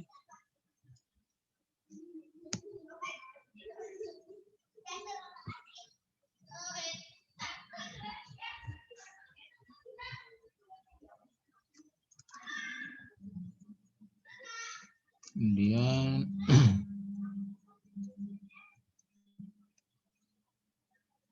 kita pakai MS error ya, yang ini nanti.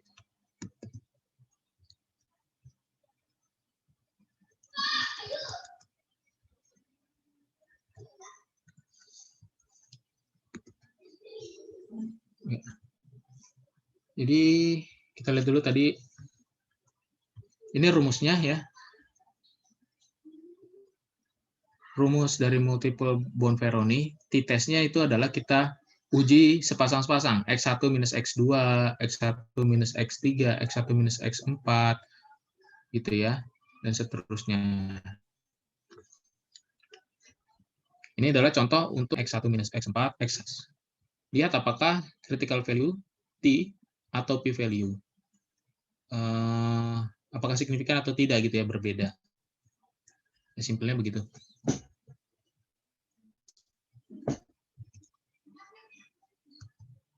Kita lihat contohnya. Jadi di sini karena ada 3 variabel tadi ya, 3 variabel, kan ada small car, medium car, dan juga large car, 3 kategori, maka kita bandingkan antara mu1 dengan mu2, mu1 dengan mu3, dan mu2 dengan mu3. Ada 3 hipotesis nol di sini. Ada 3 hipotesis awal. Kita mulai dari H0, di mana mu1 sama dengan mu2. mu1 sama dengan mu2 tadi rumusnya seperti ini kan ya.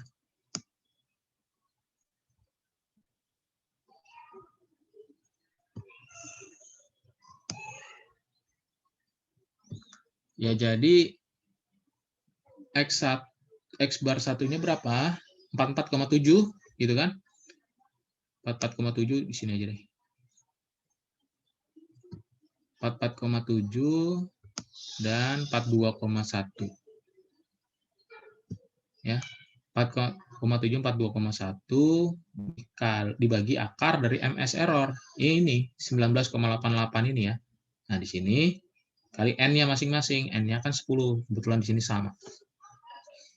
Hasilnya inilah t-test untuk comparison antara X1 dan X2. Nah, dicoba lagi X1 dengan X3, X2 dan X3. Dibandingkan dengan t-tabel, begitu ya.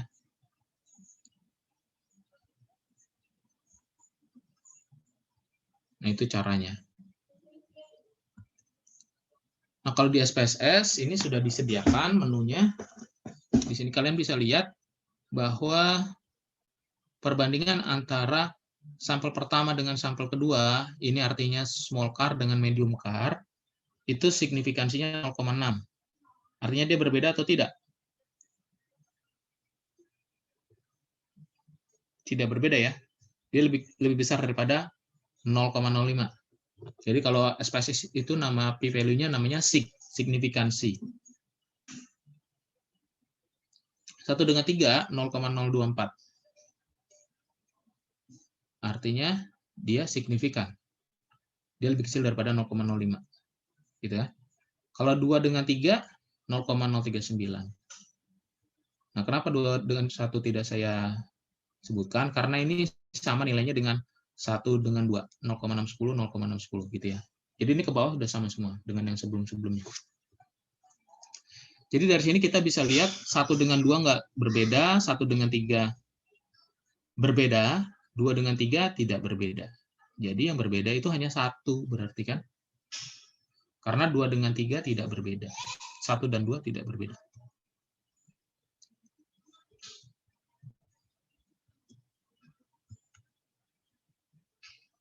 The display show that the mean for sample 1 is significantly different from the mean for sample 3. Based on the Bonferroni, it appears that the measurement from small car have a mean that is significantly different from the mean for large car. Ya.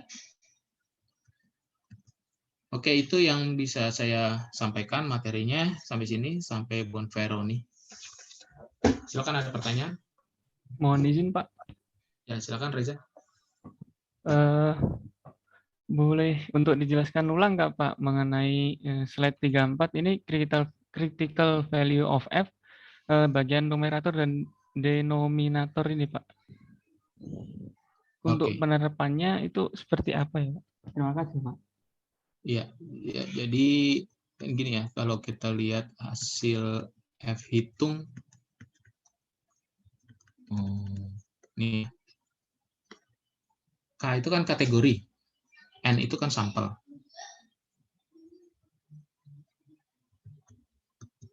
Jadi kalau kategorinya di sini ada 3, mu1, mu2, mu3, maka degree of freedom-nya adalah 3 kurangi 1 sama dengan 2, gitu ya, 2. Seperti itu. Nah, kemudian denominatornya bagaimana? Denominatornya tadi rumusnya adalah K dikali N-1. N-nya itu kan untuk sampel yang sama ukurannya, itu adalah 10 kan ya.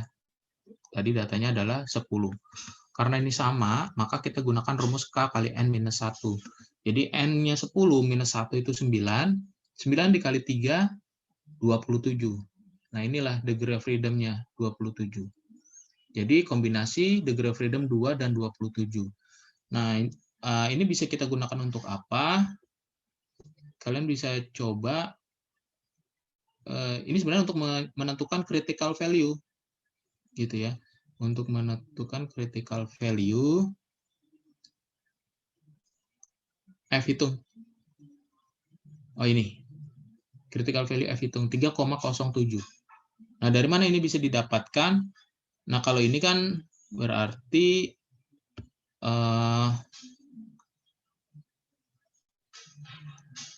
ini adalah masing-masing dikurangi 1 kan gitu ya. Jadi ini 78. Kurangi 1, 77 ya. 77 ditambah 21. Ya. 77 tambah 21, atau gini, ini 78, 22 tambah 21, dikurangi 3 gitu kan, masing-masing dikurangi 1, jadi ini dikurangi 3. Benar nggak 118? Bukan ya, 121 ya.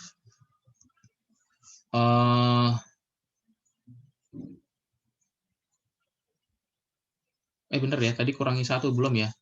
Benar. Belum dikurangi 3. Iya, benar. Belum dikurangi 3.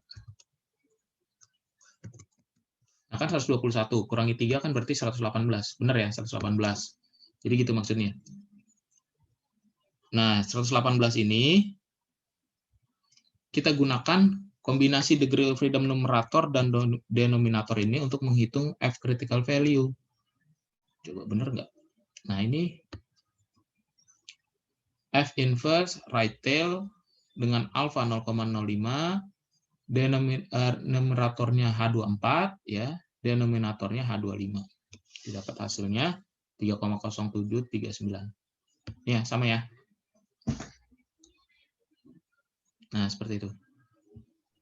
Baik, Pak. Jadi itu keduanya digunakan ya, Pak? Nggak milih salah satu itu ya, Pak? Enggak. Kalau F itu tadi saya katakan dia butuh 2 degree of freedom. Degree of freedom numerator dan degree of freedom denominator. Gitu. Kalau kalian lihat tabel di buku, ya uji F itu butuh 2 degree of freedom. Ini uji apa nih? Uji A2, A5, ring Spearman. Ada nggak ya? Nggak ada ya? Chi-square. Uji F nggak ada ya di sini ya? Ya, uji F nggak ada di sini. Tapi kalau kalian punya tabel F, maka dia butuh 2 degree of freedom. Gitu. Baik, Pak. Terima kasih. Ya.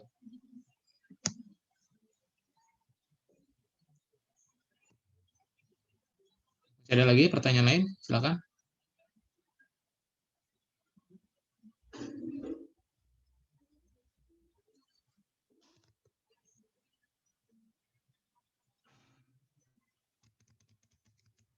Jadi materi kita sudah tuntas.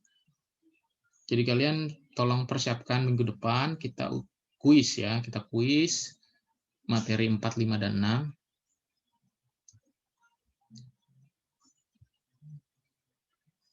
Untuk mencicil supaya kalian lebih siap nanti waktu UAS gitu ya. Harapannya nilai UAS ini bisa mengangkat nilai UTS kalian gitu ya.